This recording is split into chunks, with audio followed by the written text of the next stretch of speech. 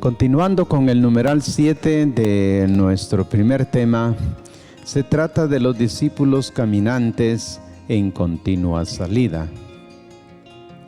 Hay que hacer notar pues que el evangelista San Lucas recoge algo muy importante para decirlo en su evangelio, cómo se dieron las misiones. Se dice que Jesús pues les enseñaba y lo que hizo fue enviar a los apóstoles de 2 en 2. Fueron a la misión, regresaron, le contaron todo lo que había sucedido, el éxito, el fracaso, y con esto pues ya el evangelista Lucas ha presentado a los apóstoles en plena misión. Recordarán que las actitudes de los apóstoles fueron corregidas en algunos casos cuando ellos pedían bajar fuego del cielo para quemar a esos lugares donde no les atendieron a la palabra. Pero después Jesús llamó a otro grupo. Es interesante cómo el evangelista dice, bueno, ya presentamos al grupo de los 12, ahora presentaremos a otro grupo importante que es el número 72 discípulos. Así que los que han aceptado a seguir a Jesús ahora son enviados a continuar la misión del Maestro. Jesús quiere que los discípulos vayan a invitar a todo el mundo a integrarse al camino. El número simbólico, 72 discípulos enviados a todas las naciones, que son todas las gentes, sin distinción. Todos están invitados a escuchar este alegre mensaje de salvación, empezando por los pequeños, los humildes, en contraposición a los inteligentes y soberbios. Por tanto, ya nos pone en contexto, se trata de grupos que son enviados a evangelizar. Ahora nosotros lo entendemos perfectamente. El grupo de los 12 representa pues a los apóstoles y a los sucesores de los apóstoles. Pero el grupo de los 70 o 72, que en aquel tiempo se consideraban que eran 70 pueblos, basta leer Génesis capítulo 10, donde va a presentar pues que eran 72 pueblos, pero eran paganos. Por eso los judíos consideraban que el pueblo judío estaba rodeado de 70 o 72 pueblos paganos que eran como lobos que se los querían comer. Un tanto para dar respuesta de que los evangelizadores fueron 72 para ir a esos lugares. Es pues parte de la misión.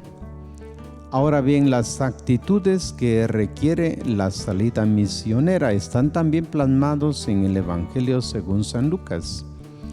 La salida misionera requiere ciertas actitudes a las que Jesús instruye y da ejemplo a sus discípulos. Vayan. Es un imperativo, es una orden. A pesar del miedo, de la falta de preparación y de los medios limitados, hay que ir. No llevar bolsa, ni alforja, ni sandalias, significa el desapego pues de los bienes materiales, el despojo de los títulos humanos y la confianza en Dios Padre y en las personas visitadas. El discípulo lleva un mensaje cercano a la casa que representa el lugar de los encuentros personales, acogedores, cercanos. La misión se emprende con alegría y transmite la misma alegría a quien recibe el mensaje de salvación y a quien lo da. En esta misión hay que dejarse mover por el Espíritu Santo como lo hace Jesús.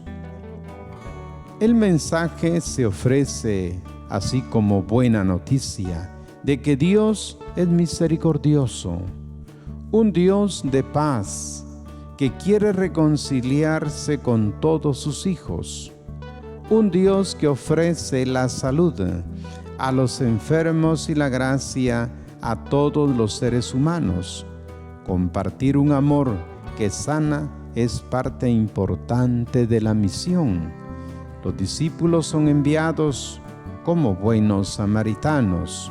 Tal es el caso del capítulo 10, versículo 25, donde plantea romper las barreras y ayudar a las gentes de otros pueblos, atendiendo al herido al borde del camino y sanando sus heridas, como Jesús al expulsar a los demonios o sanar a los enfermos marginados al borde del camino para reintegrarlos a la sociedad. Aquí encontramos ya pues estas actitudes concretas que debe poseer el que es discípulo misionero. Vamos en el camino de la vida, y en el camino de la vida nos vamos encontrando con personas enfermas. Encontramos necesidades diversas, y a lo largo del camino pues vamos colaborando, vamos ayudándonos unos a otros a llevar nuestras cargas, y de esta manera hacemos un camino juntos. De esto trata pues el evangelista. Por eso nos ha puesto los grandes ejemplos de Jesús. Él dice es el buen samaritano. Es el buen samaritano que viene en ayuda a todo hombre en este mundo. Y los discípulos y los apóstoles deben imitar a Jesús como buen samaritano. Por eso, Hechos de los Apóstoles, escribe San Lucas también, que Jesús pasó haciendo el bien y curando a todos los enfermos. Por tanto, las curaciones que Jesús va a ir haciendo durante el camino son curaciones, como hemos indicado, necesidades de acompañamiento. Este herido, pues es el que está representando a la persona que encontramos también nosotros herida al borde del camino. ¿Cuántas personas se encuentran pues naturalmente enfermas? El COVID nos ha traído esta mala noticia de la enfermedad y de la muerte, pero ¿cuánta necesidad hay en estas familias? Segundo, hay otro tipo de urgencia para sanar heridas, pues las consecuencias del COVID. ¿Cuánta gente ha quedado con esas secuelas que necesita también ayuda? No solo eso, también necesitan ayuda psicológica, porque esto de la enfermedad y de otro tipo de cosas que han pasado nos ha hecho ver la urgencia que se tiene de acompañar a muchos en este camino. En este camino necesitamos pues acompañar a la gente que, al igual que le pasó a este herido, hoy encontramos pues muchas situaciones de muerte.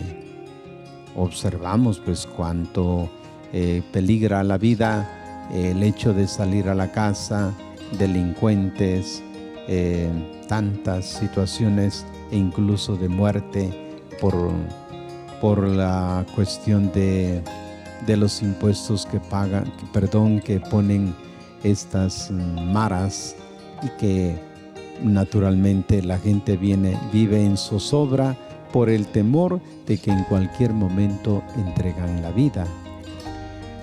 Todo esto tiene naturalmente un trabajo que hacerse dentro del discipulado de Jesús, que hace las veces de Jesús que va por el camino de la vida.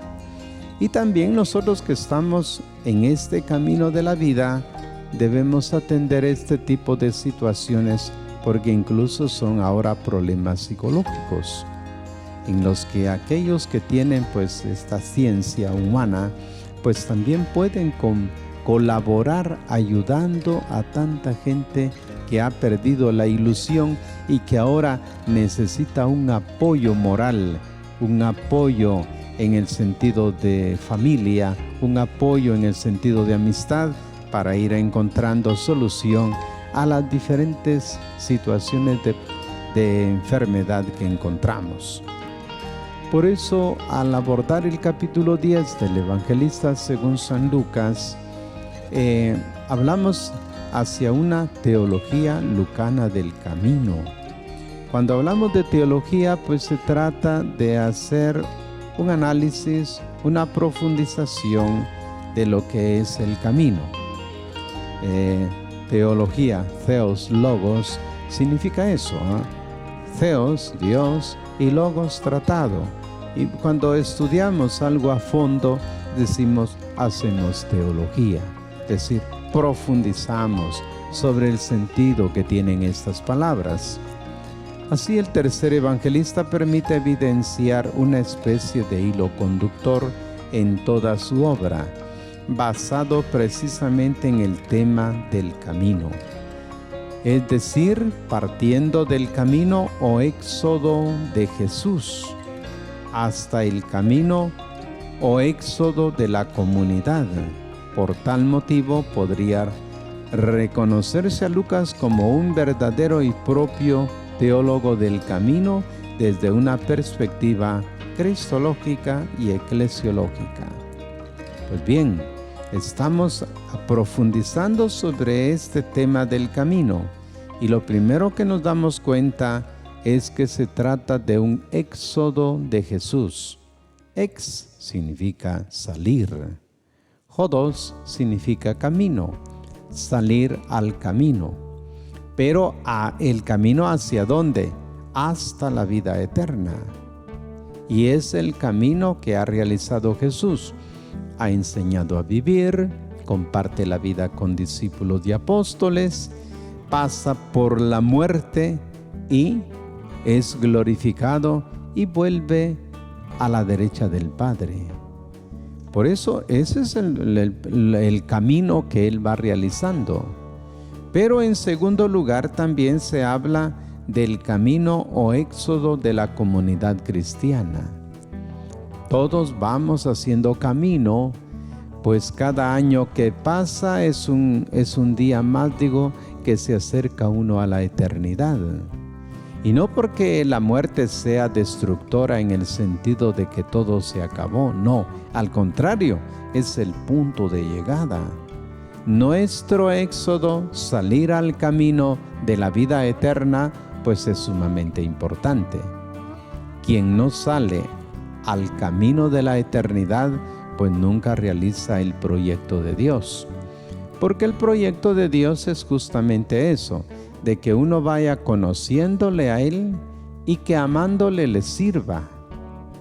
Y ahí se va generando en la vida, pues estas actitudes de Jesús que uno las lleva y que como se están viviendo estas actitudes, en el momento del morir entra en el otro estado de vida con estas mismas actitudes. Son actitudes pues internas. Contamos con la gracia de Dios para nuestra salvación, sí es cierto. Confiamos en la vida de los sacramentos.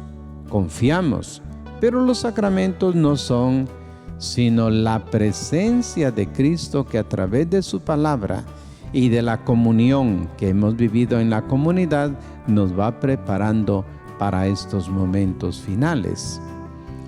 Es así entonces como se habla de este San Lucas como el teólogo del camino desde una perspectiva cristológica, porque va a presentar a Jesucristo haciendo camino, y también una eclesiología del camino o eclesiología sinodal, porque la iglesia va haciendo camino. Y en este contexto pues hablamos de que la iglesia va haciendo camino. Hemos venido trabajando en la Arquidiócesis de Santiago de Guatemala con un primer sínodo que ya nosotros conocemos en los años 80, cuando se da este empuje para ir conociendo lo que es la pastoral de la iglesia. De eso tuvimos pues un sínodo, hicimos camino, se caminó con este proyecto de pastoral que se concretó en un plan pastoral de la arquidiócesis. Ahora el señor arzobispo ha anunciado de que debemos prepararnos para dar inicio a otro sínodo, teniendo en consideración el camino andado desde aquellos años hasta hoy y de lo que tenemos que actualizar para poder seguir el camino. Por eso es una iglesia en salida, es una iglesia en camino, es una iglesia que se fija en lo que es necesario para atender mejor a aquellos que vamos haciendo camino.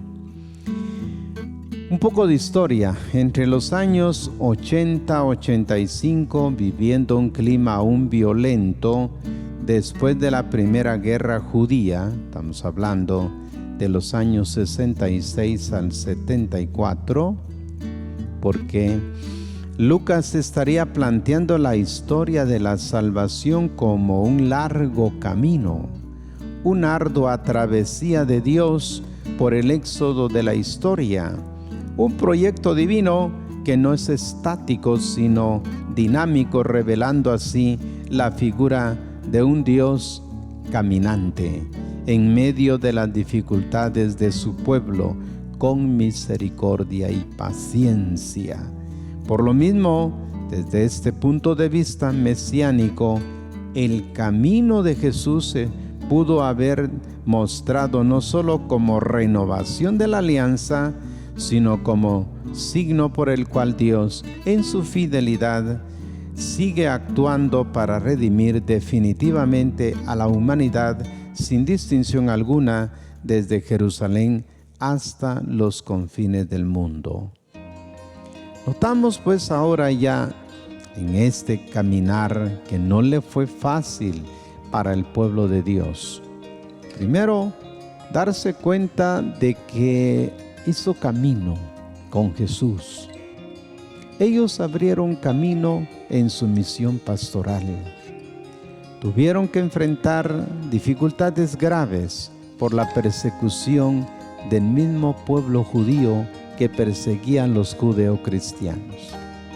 Pero ellos seguían el camino. Tuvieron que enfrentarse también a dificultades serias en los distintos espacios, tanto de Antioquía de Siria, en Asia Menor, en el mundo griego y en el mundo romano. Pero se concreta en Roma la persecución de los cristianos. Pero aún así, ellos siguen el camino. Por eso para nosotros son realmente testigos de la fe. Y como escribías San Ignacio de Antioquía, que decía él, escribe en una de sus cartas, cuando va de Antioquía hacia Roma, que pues lo llevan para darle muerte, él dice, pues, vamos haciendo esta llegada hasta Roma, donde las fieras me esperan, y me esperan porque yo voy a ser triturado como se tritura el trigo, para hacer masa y ser pan de Cristo. Voy a ser devorado por las fieras, decía él, y mi sangre brotará como cuando se pisa la uva y sale justamente el vino para sustentar la vida del hombre. Así también yo seré, dice, pisoteado, destruido, para sacar el vino de mi vida, para entregársela a Cristo. Bien, estos hicieron camino, y nosotros también nos damos cuenta de que en la evangelización pues hay muchísima historia, porque la historia que se ha hecho es una historia de salvación. Otros han hecho historia, bien, el padre Hermógenes pues hizo historia, Y ahora que nosotros leemos su historia, nos damos cuenta de los pasos de Dios en la vida de él.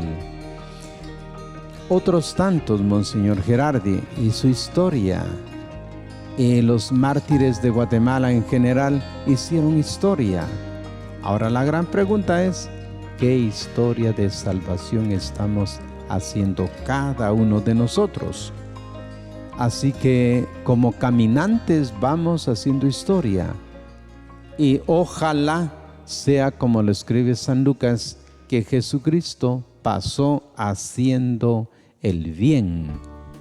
Y esta sería pues la consigna de que la vida del cristiano en el camino de la vida vaya haciendo historia, que pase por la vida haciendo el bien.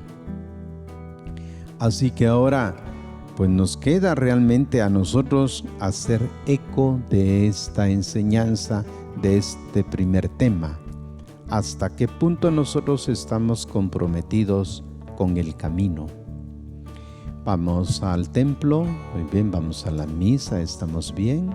O frecuentamos los diferentes sacramentos, está bien, pero ¿se ha integrado usted a alguna comunidad donde vayan haciendo camino? ¿Se integra usted a esta llamada que hace el Santo Padre y el Señor Arzobispo para trabajar en su propia parroquia y hacer camino juntos como comunidad? Por eso nos toca ahora escribir cuántas veces a lo largo de la vida yo he escuchado el llamado del Señor, si me he comprometido o no. Todo esto me lleva ahora, pues, naturalmente a compartir esto con mis compañeros de trabajo, mi misma familia, en el mismo grupo parroquial, para ver si realmente estamos haciendo un camino, estamos haciendo historia de salvación. Por eso la invitación queda abierta. La abierta en nuestro primer tema es a hacer camino.